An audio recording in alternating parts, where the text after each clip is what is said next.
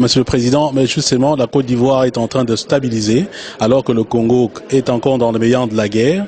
Dans le cadre de la diplomatie parlementaire, qu'est-ce que justement le Congo peut attendre de l'expérience ivoirienne pour que la guerre puisse cesser?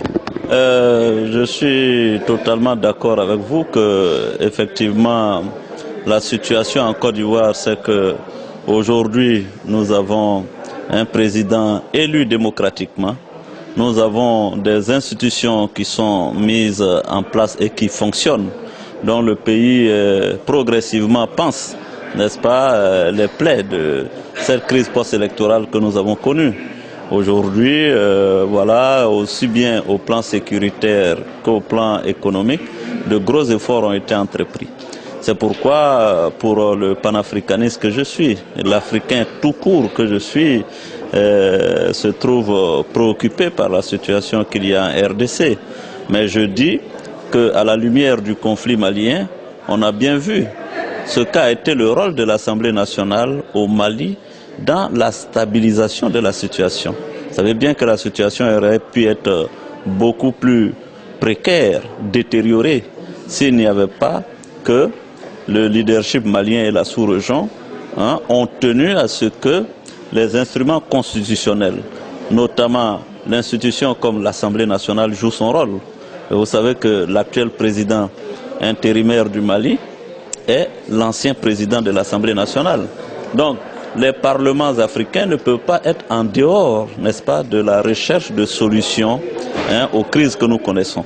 C'est pourquoi je pense que, plus que l'Assemblée nationale, le vœu que je lance, c'est de faire en sorte que le Congo retrouve la paix. Ce grand Congo que nous connaissons, c'est vrai que je n'ai pas encore eu l'occasion de visiter ce pays, mais ce pays que nous connaissons grand, non seulement par sa taille, mais par son histoire, puisse renouer avec la stabilité, la paix, pour se reconstruire.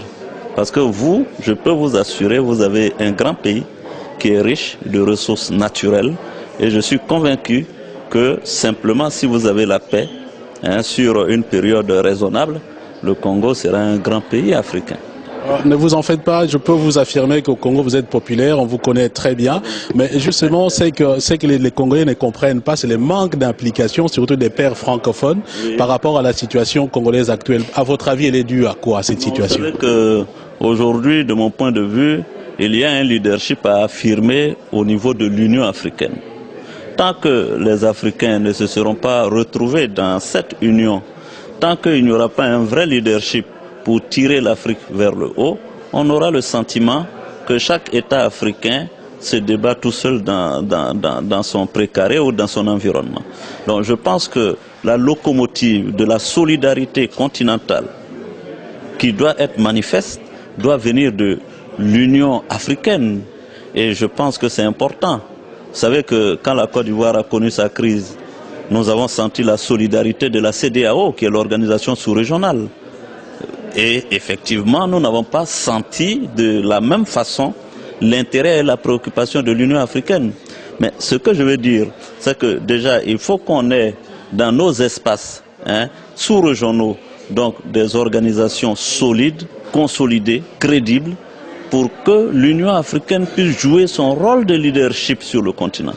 Et je pense que le problème qui se pose au Congo doit concerner l'Ivoirien, aussi bien que le problème qui se pose au Soudan doit concerner le Sénégalais.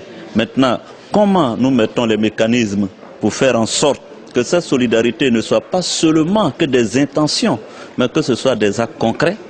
Et à mon avis, c'est à l'Union africaine de jouer son rôle. Merci, Monsieur le Président. Merci.